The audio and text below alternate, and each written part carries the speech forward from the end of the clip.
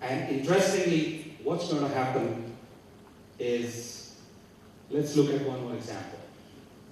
So, I'm not here to scare you or make you concerned about anything, but there's something very interesting. Let's look at it. Parking your car, how it used to be and how it is today. So, 5 years ago, 10 years ago, if you used to drive a car, and then if you have to kind of park it, if you're driving with your wife, let's say with your spouse, what happens?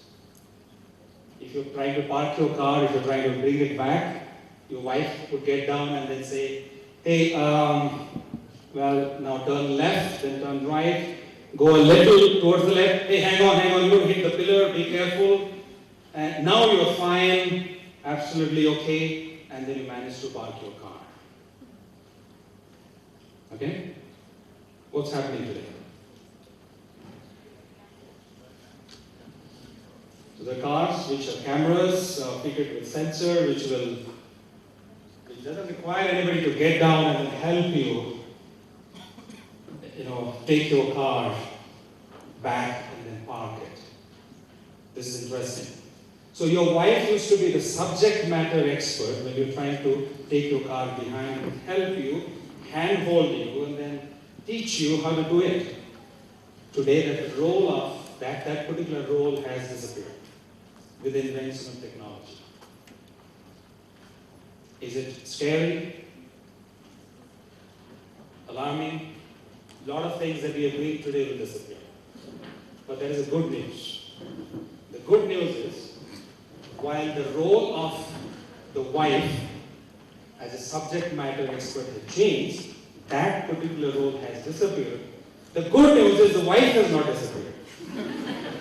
In spite of all the evolution, all the technology and everything, the wife continues to stay. So, the good news is, while there's a lot of change happening, we as professionals, we as employees, we as experts, specialists, we are going to stay there, provided we keep pace with the changing, with the changes, with the dynamics of the industry, with the technology, and the workplace and workspace and so on. So while there are a lot of things happening which are alarming and scary, at the same time the good news is, if you're there, if you hang on, you are there. Like many of you stayed back here, many others disappeared. So if you have the intent, the will, the desire, and if you want to challenge the norm, as Ranjan was saying in the morning, you will hang on and you will be there. Unfortunately, the slides may not be very clear to you at the back, but there is something very interesting, workforce trends which are happening. And why I'm spending time on this?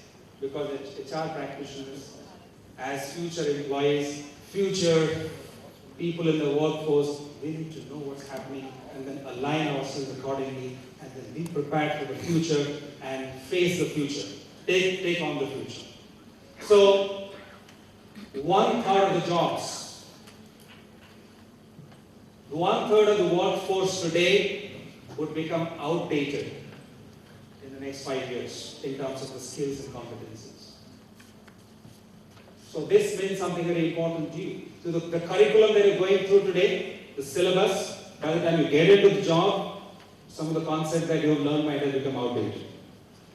The knowledge that we have 10 years as professionals today, the knowledge that we acquired in our universities, in the MBA program, the knowledge that we acquired about 20 years ago, 10 years ago, has disappeared, has become obsolete.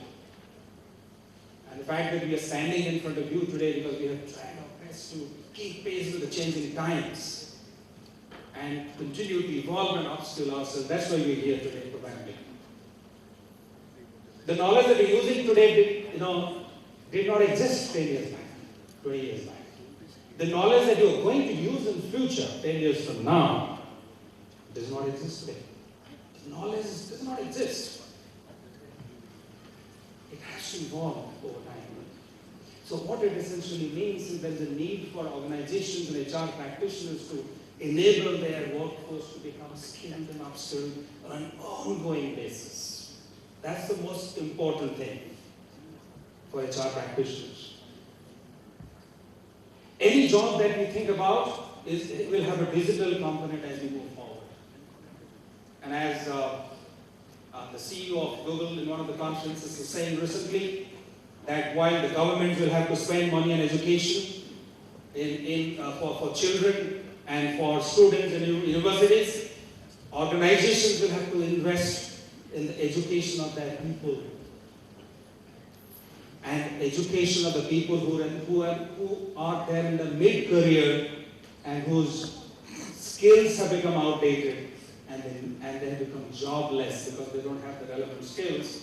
Organizations, educational institutions, I think that's where the partnership between academics and industry is going to be extremely relevant, because there'll be thousands and thousands and millions of people in organizations who at their mid-40s, in the mid-career, will become jobless because they will not have the relevant skills to carry on. That's where HR and academics will really need to start thinking. The makeup of the workforce will change. Their 4-5 generations will be working together with different preferences and tastes, different likings. The workforce will become global. People will work from their home. 70% of the people across organizations, large multinational organizations, work out of different geographical locations. 50% of the people in large organizations have their managers in a different country altogether. So these are changes which are happening. People will work from home, they'll work from office, they'll work on the go, at airport, sitting at home, sitting at the railway station. They'll be still connected and they'll keep working. Access to information, access to collaboration, access to people are going to be extremely important as we move through this interesting phase. What else will happen? Something else which is going to happen, which has started happening already, is organization structures will melt away. They will break down. As Professor Ravi Kumar was saying, the mosquitoes will bite the elephants and will make their life miserable. The small organizations have started biting the big ones, and they're forced to relook at the business model, the organizational structure, the way they operate, the way they go to the customer, the way they engage with the people. Those are changing. The organization structures will break down. The hierarchical organization structures will give way to self-empowered teams. Teams which are going to be self-empowered, self-managed teams. That's the crux of the subject that we have today, employee empowerment. And that's the biggest myth. We cannot empower employees. Employees are self-empowered. In the current scenario, employees are self-empowered. They find order in the midst of disorder and chaos. If you walk into the Bangalore traffic, typically what do you see? I'm not talking about the US or the Western countries, but if you're in the Bangalore traffic, you are driving, you are stuck, and if you find in one of the traffic signals, the signals are not working, what happens? It leads to chaos, isn't it? But in India, we will see after about 10 or 15 minutes, even if the traffic signal is not working, you will see that people have found a way to navigate through that chaos and then traffic starts moving. Does this happen in India?